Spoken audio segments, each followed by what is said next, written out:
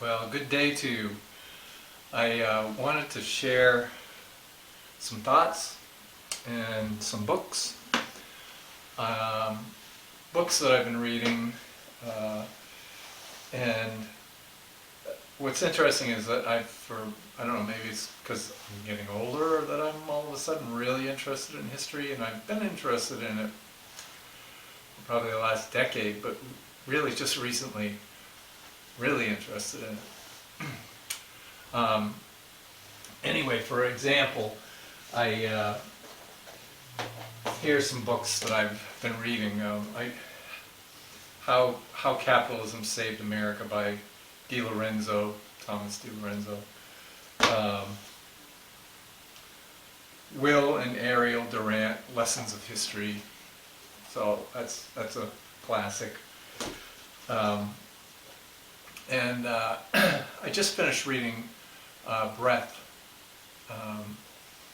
And inside that book, this gentleman talked about George Catlin, lived back in the 1800s, early 18s to past the midpoint. Anyway, my life among the Indians, fascinating. So, I was thinking about sharing that, and I started looking through some old videos that I had made, and one of them was about a conversation that I had had with a friend. One day we were on a walk, and he's a finance guy and likes to talk about it, and economics and all that. And we started getting into how life insurance came about, and what is term insurance, and where did it come from, and how did whole life come about, and then IULs, VULs, and all those. And they were all, everything is always like market driven maybe, and we're the market, right? So, you can go back, so we started talking about life insurance. And here's a book that's fascinating as well, and it's The History of Life Insurance in the United States to 1870, but it starts over in Europe, Introduction from Abroad, and it's one of the Charles Knight books. It's excellent. It really gets into how it really came about to kind of like what we know it as today. But it always is evolving, So that's a really interesting book, because you go back, you could go all the way back to the Egyptian, Greek times, and merchants, in Europe, where they would start to pool money. Maybe all the cobblers, or all the candle makers, or all the coffin makers pooled money together in case something happened to one of them, and their family would receive some of that capital pool to survive. Because as you can imagine, back 200 years ago, if the breadwinner passed away, that family, it could be a family of just a wife, or it could be a wife with 5, 10 kids. That would be a pretty rough situation. So anyway, it's kind of how it started, right? That they pulled money together, and then somebody got it organized, then somebody started taking down statistics, and logging things and following it years and years and years. And so in this book, The History of Life Insurance, they talk about how they kept just getting more and more information, and they ran numbers. If somebody was doing one occupation, it would be this risky or that risky, kind of very similar to what it is today. But whole life was the sister to term. Term was the first one to show up, because things like when Christopher Columbus would sail the world, somebody was underwriting that for a particular amount of time. In other words, like he let's just say he discovered the new world here where we're all living, and then he'd go home and report back. Once he ported back to where he had originally come from, that insurance was up, and someone was paid to underwrite it. And so that was basically term life insurance, you know. And then it evolved, and that's, you know, what people would buy. You know, the life expectancy was not that great, but you wanted to insure it as much as you could. You know, even our well, maybe not home insurance, but certainly auto insurance is term. I mean, if you stop paying, they stop covering. So it's an interesting thing. The history of it all is interesting to me, anyway. And then along came, you know, what if somebody wanted to be insured for their entire life, so that if they died at the age of 55 at the time, you know, would have been old. There were people that lived in 75, 85, but that was very rare. But people could buy life insurance so that there was some money going to their family if they passed away. And then life insurance continued to evolve, and bigger premiums, you know, so that they could get larger death benefits.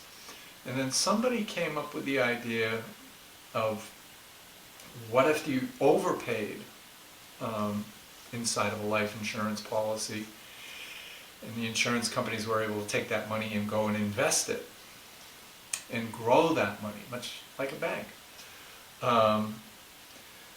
What would that look like?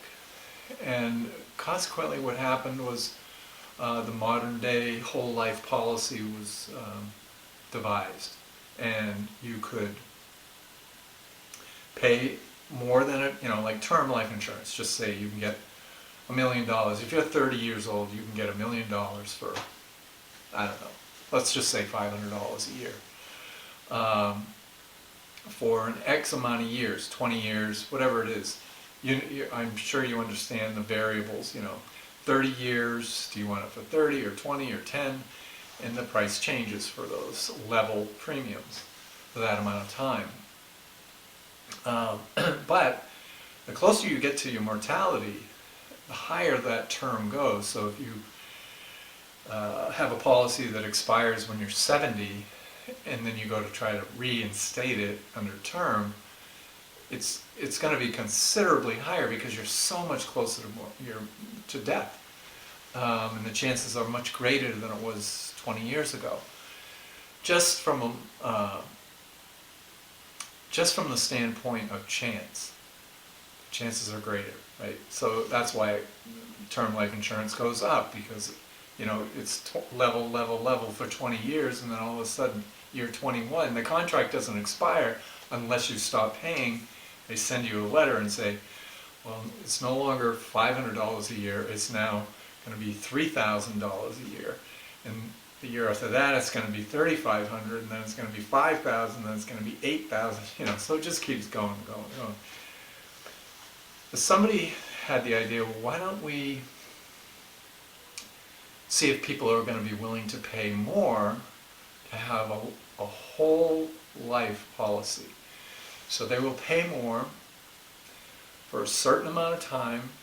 We'll take that extra cash and we will invest it. This is the life insurance company speaking this way. And they invest it. They get to keep much of the profits, but your cash value grows. They share some of it with you. And your death benefit grows and grows and grows because they can cover more of a death benefit, and especially if they have a pool of people, you know.